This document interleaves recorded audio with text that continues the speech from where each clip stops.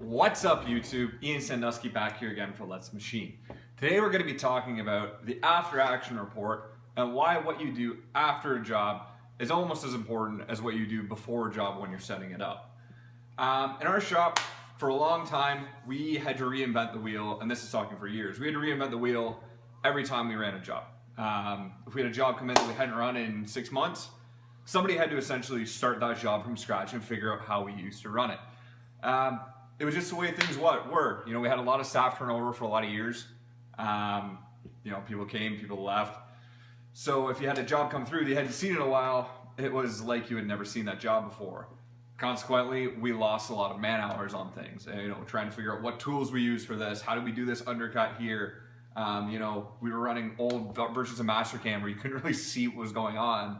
I'm sure if any of you guys who machine frequently, if you've ever tried to set up someone else's setup and they're not 100% clear in the way that they ran that job, you know, you don't know if maybe they used a slightly undersized cutter or, you know, they actually had to sub out a larger drill because that material's tough, whatever it may be. The way we solve this problem is through setup sheets. So at the end of every job, what we do, and I don't have one here with me and I can't really show them because they have our clients' names on them and everything, but what we do is after a job is done, we take the drawing of the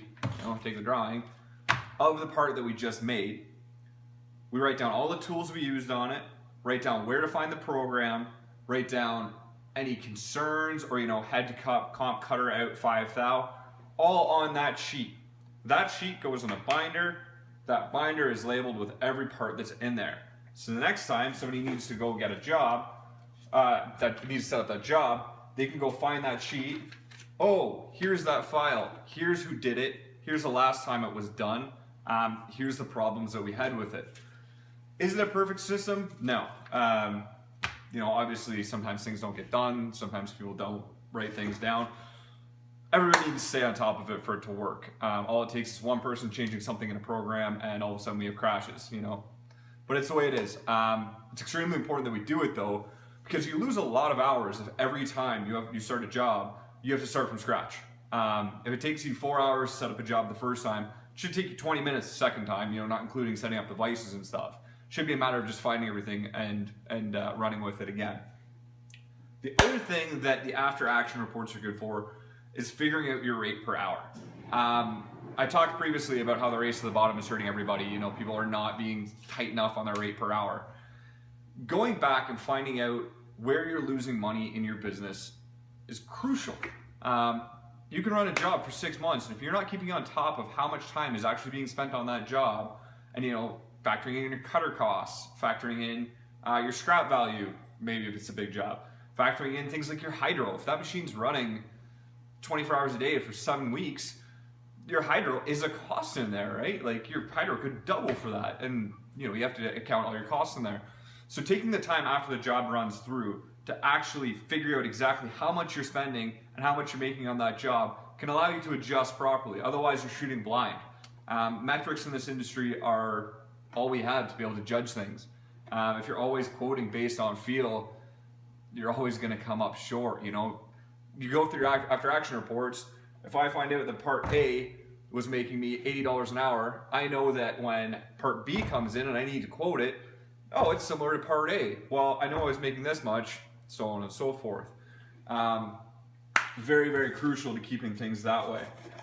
The last thing that after action reports are good for is finding out where you can improve the job the next time.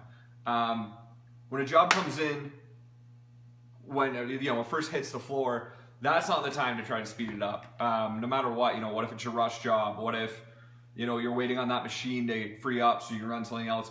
There's no time when a job first comes in to be able to optimize it with any kind of clarity. It's not fresh in your memory, so on and so forth. The best time to optimize a program, besides when it's running, is after it's done. You know, you can know that, oh, I was using 1/2-inch cutters for this. I could have pushed it a lot harder if I was using 3/4. Well, maybe you didn't have 3/4 on the floor at that point. You can now change your program, write a note, next time run with 3/4, order your 3/4 cutters in, next time you're good to go. You know, it's that kind of approach to it as opposed to trying to set it up and optimize it and. It's just the way we do things, and I find it works fairly well. That's it for Shop Talk today. I hope this has been helpful.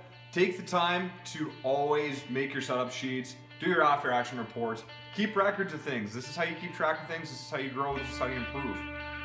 Thanks for watching, guys. If you want to see more videos, make sure you like and subscribe below. Thank you very much for watching. You take care.